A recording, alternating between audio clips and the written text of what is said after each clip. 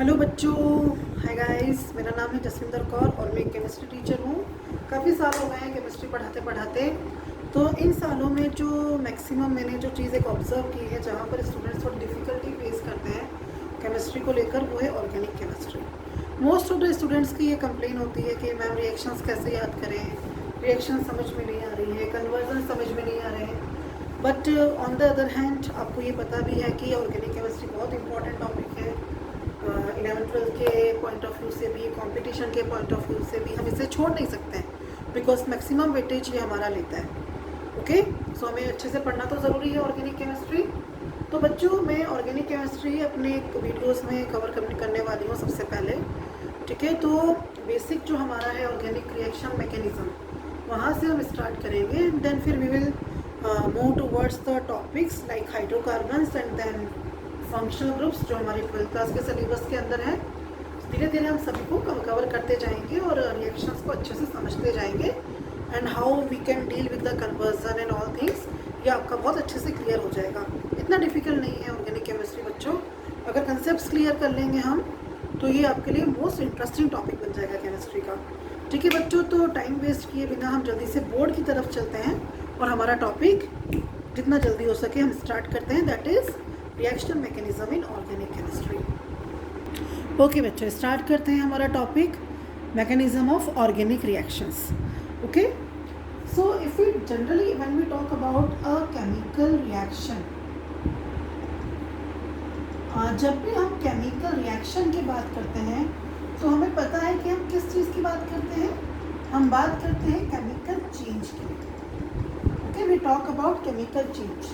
और एक chemical change क्या होता है, जो कि हम जैसे छोटी क्लासेस से पढ़ते आ रहे हैं कि केमिकल चेंजेस में हमारा जो पूरा केमिकल कंपोजिशन है वो सब्सटेंस का चेंज हो जाता है। ठीक है, तो हमारे पास जो हमारा ओल्ड सब्सटेंस होता है, जब वो केमिकली रिएक्ट करता है और उसमें केमिकल चेंजेस डेवलप होते हैं, then we get new substance, है ना। ओल्ड सब्सटेंस चला जाता है और उसकी जगह हमें क्या मिल जाता है, न्यू सब्सटेंस मिलता है। ठीक है, ये हमारा क्या होता है, केमिकल चेंज होता है। ओके, तो whenever we talk about chemical reactions in organic chemistry, okay, when we talk about organic reactions,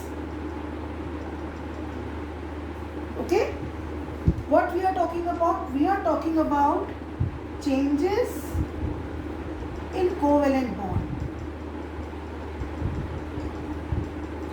ठीक है, हम किसकी बात कर रहे हैं, कोवेलेंट बॉन्ड में जो चेंजेस आते हैं उसके बारे में हम क्या कर रहे हैं, यहाँ पर बात कर रहे हैं। क्योंकि हमको अच्छे से पता है कि हमारे जो ऑर्गेनिक कंपाउंड्स होते हैं, they are having covalent bonding. Covalent nature के होते हैं हमारे ऑर्गेनिक कंपाउंड। ठीक है, और कोवेलेंट बॉन्ड क्या होता है, जो आपका बॉन्ड इलेक्ट्रॉन्स की शेयरिंग से बनता है। ठीक है, उसे हम क्या कहते हैं, हमारा कोवेलेंट बॉन्ड कहते हैं। ठीक है, अब बच्चों, जब हम केमिकल रिएक्शंस की बात करते हैं, whenever we talk about chemical reaction, दो वर्ड हमारे दिमाग में आते हैं। एक वर्ड हमारे दिमाग में क्या आता है, रिएक्टेंट, जो हमारा ओल्ड सब्सटेंस होता है। ठीक है, उस रिएक्टेंट में केमिकल चेंजेस होते हैं और वो किस में चेंज हो जाता है, प्रोडक्ट में। तो प्रोडक्ट हमारा क्या होता है, न्यू सब्सटेंस होता है। ठीक है, प्रोडक्ट जो है वो रिएक्टेंट से इंटायरली डिफरेंट होता है। हमें बिल्कुल एक नई चीज़ मिलती है जब केमिकल रिएक्शन हम करवाते हैं। ठीक है, तो जब हम ऑर्गेनिक केमिस्ट्री की बात करते हैं, whenever we talk about organic chemistry, हमारे जो रिएक्टेंट होते हैं, ठीक है, इन्हें हम 2 कैटेगरी में क्लासीफाई कर सकते हैं यहाँ पे। ठीक है, कैसे क्लासीफाई कर सकते हैं हम इसको, एक हमारा होता है सबस्ट्रेट और एक हमारे होते हैं अटैकिंग रिएजेंट्स। ठीक है, इन 2 कैटेगरीज में हमने क्या किया है, हमारे रिएक्टेंट को डिवाइड कर दिया है। Now what is substrate? Substrate, one who gets attacked, जिसके ऊपर अटैक होगा। ठीक है, an attacking reagent, one who attacks on substrate, जो सबस्ट्रेट पे अटैक करेगा। ठीक है, उसे हम क्या कहते हैं, अटैकिंग रिएजेंट कहते हैं। ठीक है, इन 2 चीज़ों में हम ऑर्गेनिक केमिस्ट्री के रिएक्टेंट्स को क्लासीफाई कर सकते हैं। ठीक है, अब हमारे लिए सिर्फ ये जानना कि कोई रिएक्शन कैसे हो, मतलब किस रिएक्शन में क्या बन रहा है, ये जानना सिर्फ हमारे लिए काफ़ी नहीं है कि किस रिएक्शन में क्या हो रहा है। हमारे लिए क्या जानना ज़रूरी है कि कोई भी ऑर्गेनिक रिएक्शन हो कैसे रही है। ठीक है, उसका पूरा पाथवे क्या है, that is important for us. For example मैं जनरल रिएक्शन ले लेती हूँ, एक बहुत ही जनरल रिएक्शन हम ले लेते हैं यहाँ पे। इफ आई टेक क्लोरोइथेन, ठीक है, and if we will do the reaction of chloroethane with aqueous KOH,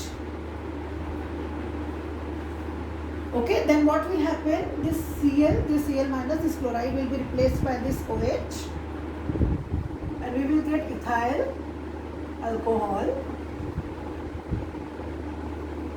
plus KCl।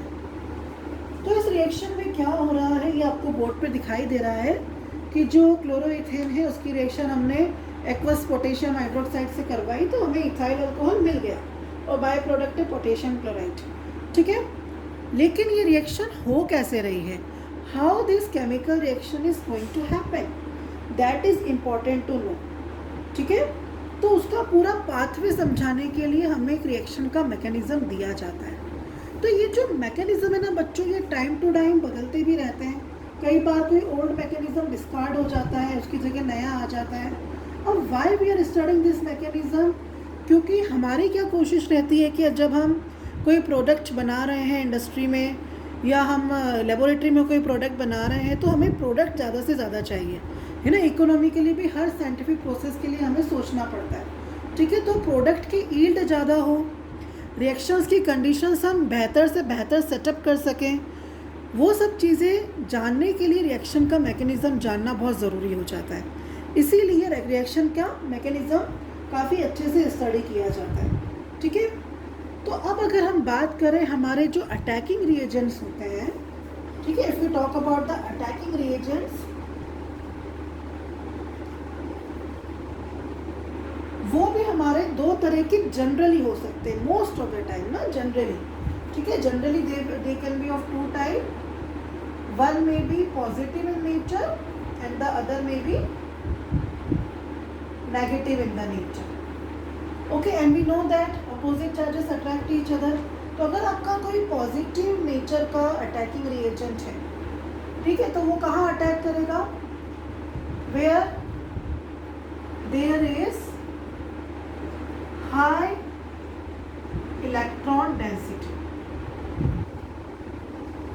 ठीक है, जहाँ पर इलेक्ट्रॉन डेंसिटी क्या होगी, ज़्यादा होगी। और जो नेगेटिव रिएजेंट होगा आपका, वो कहाँ पर अटैक करेगा, where there is low electron density।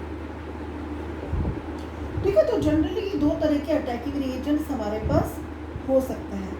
ठीक है, अब जब हम ऑर्गेनिक केमिस्ट्री की बात कर रहे हैं तो जैसे मैंने अभी आपको बताया कि we are talking about the covalent bond, we are talking about the changes in the covalent bond, transformation in the covalent bond। पुराना बॉन्ड टूट जाता है और उसकी जगह नया बॉन्ड बनता है। ठीक है, तो it is very much related to the covalent bond only. Okay, तो जो हमारी रिएक्शंस होती हैं उनका मैकेनिज्म बहुत अच्छे से समझने के लिए हमको जो तीन कंसेप्ट हैं, जो एक अच्छे से वेल एस्टेब्लिश्ड कंसेप्ट हैं, हमारे काफ़ी इलाबोरेटेड कॉन्सेप्ट हैं, उनके बारे में हमें बहुत अच्छे से समझना पड़ेगा। जो तीन मेन कंसेप्ट है जो हमें बहुत अच्छे से समझने हैं, उसमें से फर्स्ट है हमारा इलेक्ट्रॉनिक डिस्प्लेसमेंट्स इन कोवेलेंट बॉन्ड। सेकेंड हमको जो बहुत अच्छे से चीज़ समझनी है, क्लीवेज, ब्रेकिंग और फ्यूजन ऑफ कोवेलेंट बॉन्ड। ठीक है, ये कोवेलेंट बॉन्ड जब टूटता है, पुराना कोवेलेंट बॉन्ड रिएक्टर के अंदर जब टूटता है, जब ब्रेक होता है, तो वो किस तरह से ब्रेक हो सकता है। ठीक है, थर्ड चीज़ जो हमें बहुत अच्छे से समझनी है, nature of attacking reagents.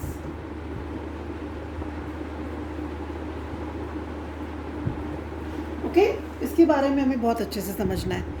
Okay, क्योंकि अटैकिंग रिएजेंट्स भी सब एक जैसे नहीं हो सकते। ओके, बिकॉज हमारे पास वैरायटी ऑफ कंपाउंड्स होते हैं, वैरायटी ऑफ केमिकल सब्सटेंसेस है हमारे पास, और हम जानते हैं कि उन सभी का जो नेचर है वो अलग होता है। ठीक है, तो अटैकिंग रिएजेंट्स का नेचर भी क्या होगा, डिफरेंट होगा। तो हमें डिफरेंट टाइप के अटैकिंग रिएजेंट्स के बारे में जानना बहुत ज़रूरी है कि कैसे वो जनरेट होते हैं और क्या क्या उनकी प्रॉपर्टीज़ होती है।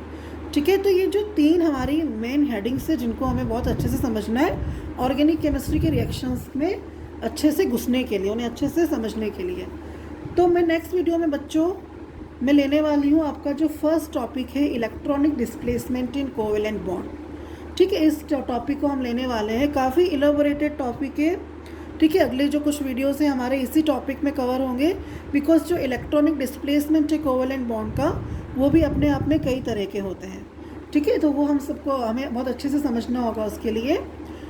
एंड सेम टॉपिक के नोट्स अगर आप देखना चाहें बच्चों, अगर आप नोट डाउन करना चाहें तो मेरा जो ब्लॉग है उसको मैं डिस्क्रिप्शन बॉक्स में डाल दूँगी, उसके थ्रू आप सेम टॉपिक के नोट्स ले सकते हैं। आपको वहाँ बहुत अच्छे से इसके नोट्स अवेलेबल हो जाएंगे। और वीडियो को लाइक कीजिए, शेयर कीजिए, चैनल सब्सक्राइब कीजिए, ताकि हमारा जो नेक्स्ट टॉपिक है electronic displacement in covalent bond जो मैं स्टार्ट करने वाली हूँ, उसके वीडियो आप देख सकें और बहुत अच्छे से इस टॉपिक को कवर अप कर सकें, which will help you in your 11th exam, 12th as well as for your competitive exams. Okay students, till then stay home, stay safe.